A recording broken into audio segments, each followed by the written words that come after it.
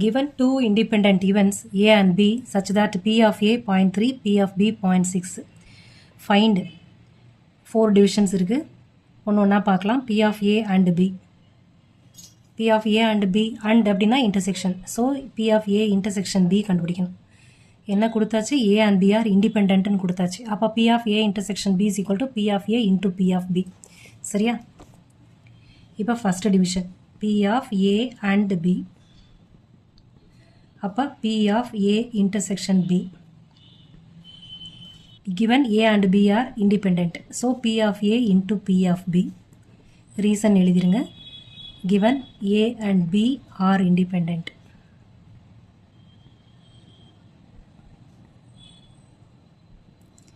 P of A 0.3, P of B 0.6. Point கடத்து இங்கே ஒரு decimal places, இங்கே ஒரு decimal places. So answerல 2 decimal places தள்ளி இருக்கணும். So 6 3s are 18. So 0.18. This is P of A and B. Second division P of A and not B.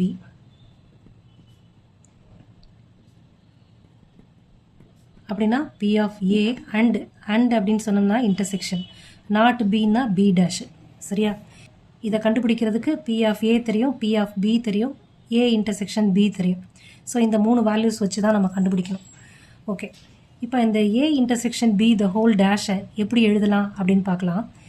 இப்போது Venn diagram. இப்போ இது A, இது B.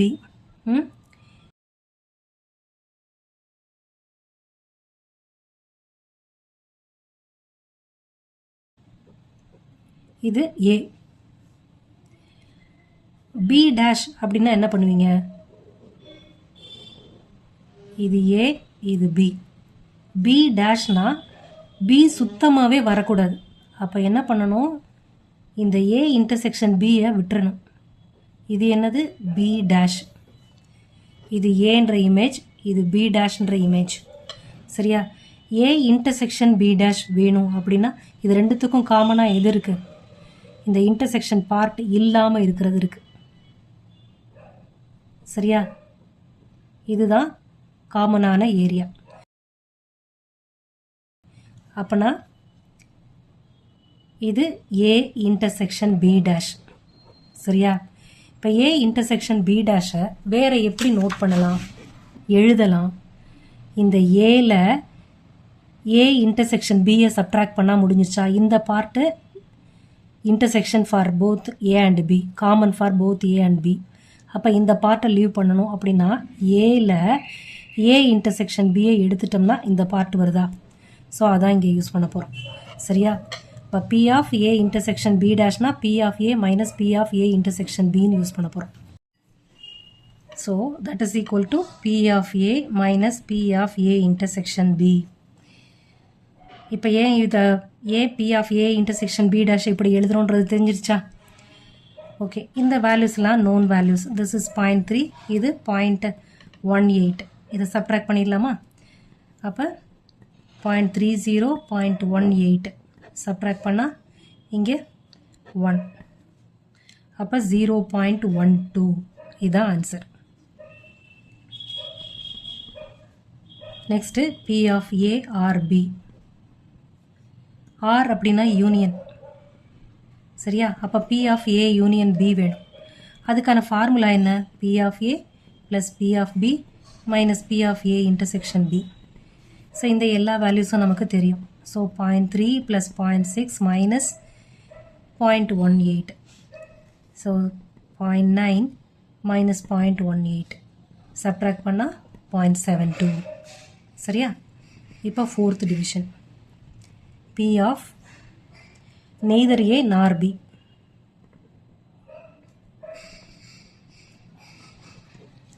ஏயும் கிடையாது, பியும் கிடையாது. அப்போ A டேஷ். ஏயும் கிடையாது, பியும் கிடையாது. அப்போ இன்டர்செக்ஷன்.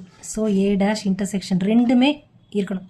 சரியா? அப்போ A dash intersection B dash. இப்போ A dash intersection B dash நமக்கு எதுவும் வேல்யூஸ் தெரியாது. அப்போ என்ன பண்ணுறோம்? நம்ம டிமார்கன்ஸ்லாம் தான் போகிறோம்.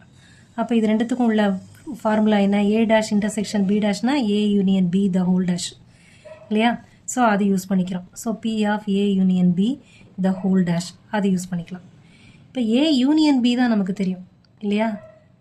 அப்போ A union B the whole dash வேணும்னா 1 மைனஸ்ன்னு எழுதிக்கலாமா? 1 minus B of A union B. A union B இந்த இருக்குது. So 1 minus 0.72. அப்போ சப்ட்ராக்ட் பண்ணால் 0.28. 12th question. A die is tossed thrice. Find the probability of getting an odd number at least once. ஒரே ஒரு டையை 3 times throw பண்ணுறாங்க. அதில் add number at least ஒரு டைமாவது வர்றதுக்கான ப்ராபபிலிட்டி என்னன்னு பார்க்கணும். ஓகே, ஒரு டையை த்ரோ பண்ணும்போது சாம்பிள் ஸ்பேஸ் என்ன இருக்கும்? 1லேருந்து 6 வரைக்கும் இருக்கிற நம்பர்ஸ் இருக்கும். இதில் எத்தனை ஆட் நம்பர்ஸ் இருக்குது? 3 ஆட் நம்பர்ஸ், 3 ஈவன் நம்பர்ஸ் இருக்குது. அப்போ probability of getting an odd number என்ன? 3/6.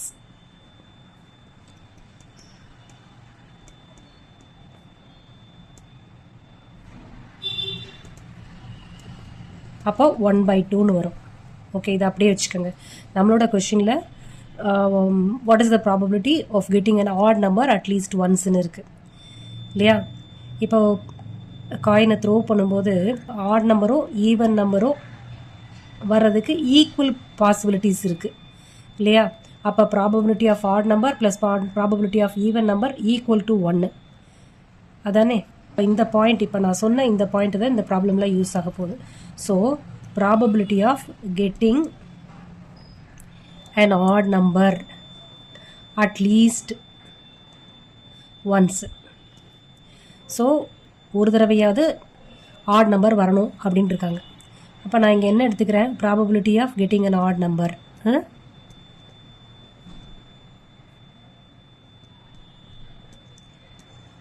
அப்புறம் probability of odd number plus probability of even number equal to 1.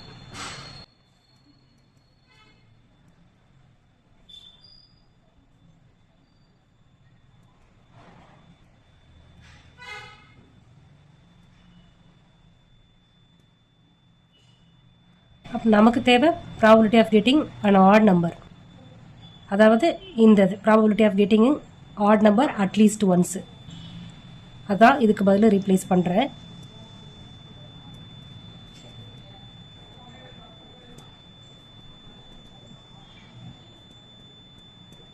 Equal to 1 minus probability of getting an even number. சரியா? இப்போ நம்ம even number, ஒரு time even number கிடைக்கிறதுக்கான possibility என்ன? 1/2ன்னு பார்த்தோம். ஸோ இந்த 1 மைனஸ் 1/2 ஆட் நம்பர் கிடைக்கிறதுக்கான ப்ராபபிலிட்டி 1/2. ஓகே, இப்போ இந்த டையை 3 டைம்ஸ் த்ரோ பண்ணியிருக்காங்க. இது 1 டைம் த்ரோ பண்ணுறதுக்கான ஈவன் நம்பர் கெட் பண்ணுறதுக்கான ப்ராபபிலிட்டி. அப்போ செகண்ட் டைம் த்ரோ பண்ணுறதுக்கு அகெயின் 1/2, தேர்ட் டைம் த்ரோ பண்ணுறதுக்கு அகெயின் 1/2. சரியா? அப்போ 1 மைனஸ் 1/8ன்னு வருது. அப்போ எல்சிஎம் எடுத்தோம்னா 7/8ன்னு வரும். ஸோ இதுதான் probability of getting an odd number at least once. அதுக்கான answer. 2 balls are drawn at random with replacement from a box containing 10 black and 8 red balls. Find the probability that both balls are red. ஒரு பாக்ஸில் 10 black ball 8 red balls இருக்கு. 10 black balls and 8 red balls இருக்கு. கொஷினில் நமக்கு கொடுத்துருக்கிறது 2 balls are drawn at random with replacement அப்படின்னு கொடுத்துருக்கு. அப்போ பிளாக் பால் எடுத்தால் ரெட் பால் கவுண்ட் ஒன்றும் குறையாது, பிளாக் பாலோட கவுண்ட்டு மட்டும்தான் குறையும். இப்போ ரெட் பாலை எடுத்தோம் அப்படின்னு சொன்னோம்னா பிளாக் பாலோட கவுண்ட்டு குறையும். ஸோ ரெண்டுமே இண்டிபெண்ட். சரிதானே?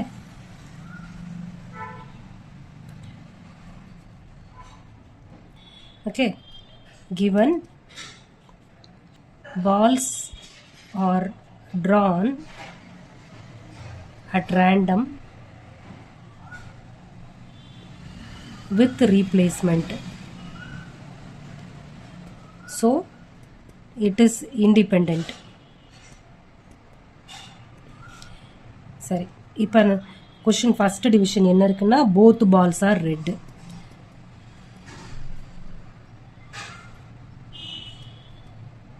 ரெண்டு பால் போத்துன்னு வந்து என்ன சொல்லியிருக்கேன், இன்டர்செக்ஷன் சொல்லியிருக்கேனா. So probability of first ball is red. ரெட்டை ஆர்னு நோட் பண்ணுறேன். ஓகே, ஃபர்ஸ்ட் பால் இஸ் ரெட்னா R1 இன்டர்செக்ஷன், போத்துன்னு இருக்கனால intersection. R2 is also second ball is also red. So R1 and R2ன்னு எடுத்திருக்கோம். Okay, independent events. ஸோ இங்கே என்ன வரும்னா P of R1 into P of R2ன்னு வரும். இப்போ ஃபஸ்ட்டு ரெட் பால் எடுக்கிறதுக்கான ப்ராபபிலிட்டி என்ன, 8 டிவைடட் பை 18. ஸோ செகண்டும் அதே தான், 8 டிவைடட் பை 18. ஓகே, இப்போ இதை கேன்சல் பண்ணோன்னா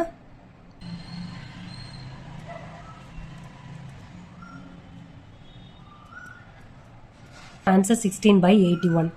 அடுத்த டிவிஷன் போகலாம். First ball is black and second is red.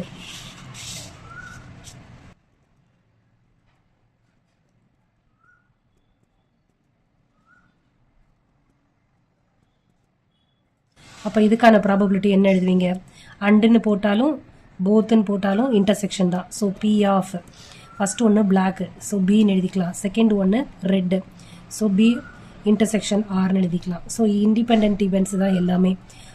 அதனால் P of B into P of R அப்படின்னு எழுதலாம். ஸோ பிளாக் வர்றதுக்கான பாசிபிலிட்டி 10 பிளாக் பால்ஸ் இருக்குது. So 10 by 18. 8 ரெட் பால்ஸ் இருக்குது, டோட்டல் பால்ஸ் 18. ஸோ கேன்சல் பண்ணால் ஸோ 20 by 81 வருது. Third division, one of them is black and the other is red.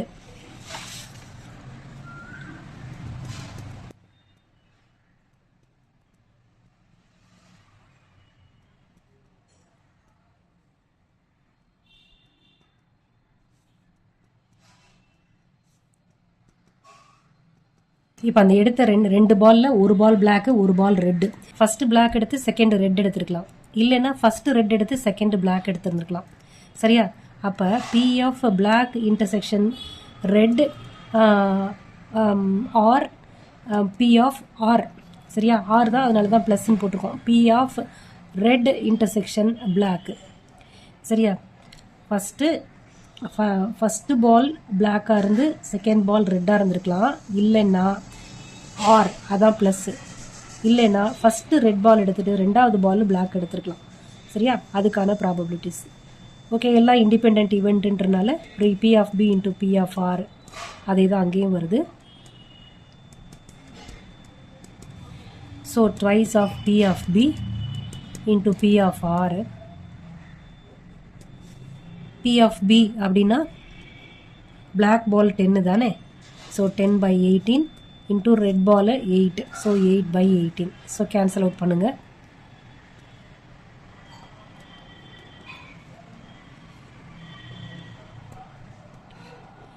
அப்போ 40 by 81 வருது. 14th problem போலாமா. Probability of solving specific problem independently by A and B are 1/2 and 1/3 respectively. Okay, so A solve பண்ணுறதுக்கான probability 1/2, B solve பண்ணுறதுக்கான probability 1/3. Okay, independent-ஆ solve பண்ணியிருக்காங்க. சரியா, if both try to solve the problem independently, find the probability that the problem is solved. So ரெண்டு பேரும் இண்டிபெண்ட்டாக அந்த ப்ராப்ளமை solve பண்ணியிருக்காங்க அப்படின்னு எடுத்துக்கிட்டு ப்ராப்ளம் இஸ் சால்வ்டு அப்படின்னு ப்ரூவ் பண்ணணும். ஸோ நம்மளோட கொஷின் என்ன, P of problem is solved இதான் கண்டுபிடிக்கணும். சரியா, இதான் டு ஃபைண்ட். ப்ராப்ளம் A ஆல் சால்வ் பண்ணால் ப்ராபபிலிட்டி 1/2, B ஆல் சால்வ் பண்ணால் ப்ராபபிலிட்டி 1/3. ஓகே, S1 S2ன்னு எடுத்துக்கலாம். Problem solved by A and problem solved by B. அதுக்கு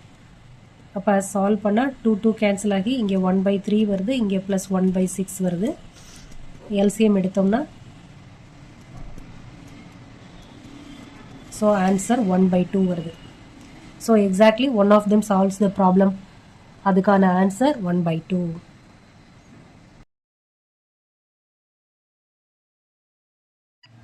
15th question. One card is drawn at random from a well-shuffled deck of 52 cards. In which of the following cases are the events E and F independent? ரெண்டு events independent ஆன எப்படி பார்க்கறது? P of E intersection F is equal to P of E into P of F. அது true ஆகணும். அப்போ P of E கண்டுபிடிக்கணும், P of F கண்டுபிடிக்கணும், P of E intersection F கண்டுபிடிக்கணும்.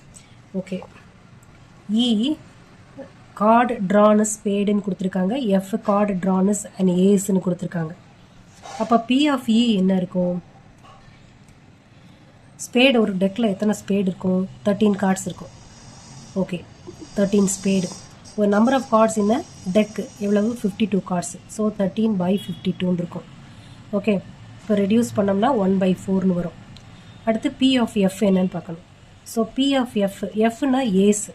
ஒரு டெக்கில் எத்தனை ஏஸ் இருக்கும்? 4 ஏஸ் இருக்கும். ஸோ 4 டிவைடட் பை 52ன்னு வரும். இப்போ இதை கேன்சல் பண்ணால் 1/13. ரைட். அடுத்து probability of E intersection F கண்டுபிடிக்கணும்.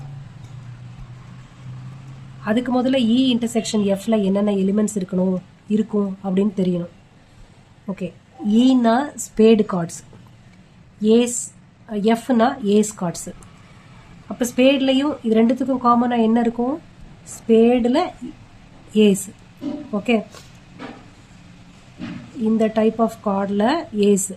சரியா? அப்போ ஒரே ஒரு கார்டு தான் இருக்கும் இல்லையா? ஏஸ் கார்டு மட்டும்தான் இருக்கும்.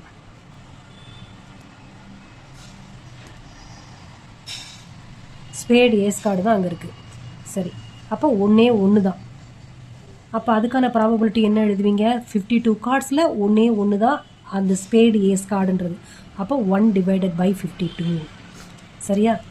இப்போ செக் பண்ணலாம். P of E intersection F 1/52, P of E into P of F 1/4 into 1/13. அப்போ என்ன கிடைக்குது? 1/13 அப்படின்னு போட்டோம்னா 1/52ன்னு வந்துருச்சு. அப்போ நமக்கு என்ன ப்ரூவ் ஆயிருக்கு? P of E intersection F is equal to P of E into P of எஃப்னு வந்திருக்கு. அப்போ E and F are independent events.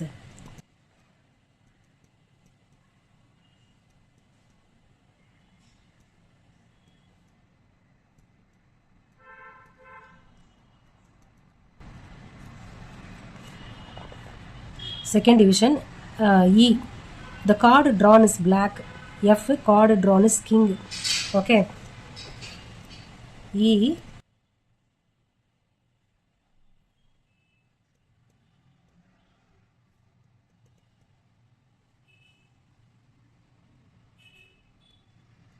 அப்போ P of E என்ன? நம்பர் ஆஃப் பிளாக் கார்ட்ஸ் எத்தனை இருக்கும்? இப்போ டெக்கில் ரெட் கார்டு 26, பிளாக் கார்டு 26 இருக்கும். இப்போ நம்பர் ஆஃப் ரெட் கார்ட்ஸ் தான் நமக்கு தேவை. ஸோ 26 இருக்கும். டோட்டல் நம்பர் ஆஃப் கார்ட்ஸ் இந்த டெக்கு 52. அப்போ 1/2ன்னு வருது. இப்போ P ஆஃப் F என்ன? நம்பர் ஆஃப் கிங்ஸ் எத்தனை இருக்கும் ஒரு டெக்கில்? 4. ஸோ 4/52. இதை கேன்சல் பண்ணால் 1/13. சரியா? இப்போ E இன்டர்செக்ஷன் F என்னன்னு பார்க்கணும். ஸோ பிளாக்காகவும் இருக்கணும், கிங்காகவும் இருக்கும். அப்போ பிளாக் கிங் எத்தனை இருக்கும்? 2 கிங்ஸ் இருக்கும். ஓகே, 2 கார்ட்ஸ் இருக்கும். 2 கார்ட்ஸ் இருக்கும். அப்போ P of E intersection F என்னது? 2 டிவைடட் பை 52. சரியா? அதாவது 2 கார்ட்ஸ்னால் 2 கிங், 2 பிளாக் கிங்ஸ் இருக்கும். அதான் இங்கே E இன்டர்செக்ஷன் Fல 2 கார்ட்ஸ்ன்னு எழுதியிருக்கேன். 2 பிளாக் கிங்ஸ்.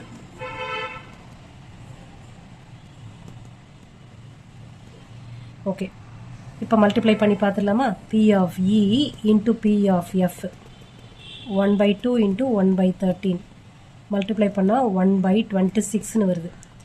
ஆனால் இங்கே இதையும் கேன்சல் பண்ணோம்னா 1/26 தானே வருது. அப்போ P of E intersection F is equal to P of F into P of E. Sorry, E intersection ரெண்டும் ஒன்று தான் மாற்றி போட்டிருக்கேன். ஸோ ரெண்டுமே என்ன தான் வந்திருக்கு? 1/26 தான் வந்திருக்கு. So E and F are independents.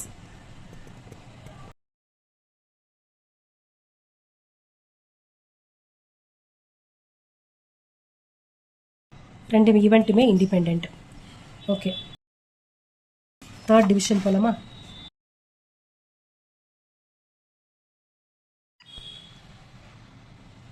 E, the card drawn is a king or queen. கிங்காக இருக்கலாம் இல்லைனா குயினாக இருக்கலாம். F, the card drawn is a queen or jack. Okay, ஈல கிங் ஆர் குயின்னு கொடுத்துருக்காங்க. எஃப்பில் குயின் ஆர் ஜாக்குன்னு கொடுத்துருக்காங்க. கிங் ஆர் குயின் அப்படின்னு வரும்போது ஒரு டெக்கில் எத்தனை கிங் இருக்கும்? 4 கிங்ஸ் இருக்கும், 4 குயின்ஸ் இருக்கும். அப்போ டோட்டலாக கிங்கு அண்ட் கிங் ஆர் அப்படின்னு இருக்கிறதுனால அடிஷன். சரியா? அப்போ 4 கிங் ப்ளஸ் 4 குயின், அப்போ 8 வரும். ஓகே, பி ஆஃப் இ போட்டால் 4 kings plus 4 queens, so 8 cards. அப்போ டோட்டல் நம்பர் ஆஃப் கார்ட்ஸ் 52. சரியா? ஃபோர்த் டேபிளோட கேன்சல் பண்ணோன்னா 2 டைம்ஸ் டிவைடட் பை 13. அப்போ பி ஆஃப் எஃப் இதில் குயின் ஆர் ஜாக்குன்னு இருக்கு. அப்போ 4 குயின்ஸ் ப்ளஸ் 4 ஜாக்கு, அப்போ அகெயின் 8/52 2/13 வருது. அப்போ இ இன்டர்செக்ஷன் எஃப்பில் எத்தனை கார்ட்ஸ் இருக்கும்? இ இன்டர்செக்ஷன் எஃப்பில் ஈக்கும் எஃப்க்கும் காமனாக குயின் தான் இருக்குது. அப்போ நம்பர் ஆஃப் குயின்ஸ் எத்தனை இருக்கும்? 4 கார்ட்ஸ். Okay, 4 queens. அப்போ P of E intersection F என்ன? 4 டிவைடட் பை 52. சரியா? அப்போ 1/13. இது P of E intersection F 1/13. அப்போ P of E into P of F என்ன வருது? 2/13 இன்ட்டு 2/13.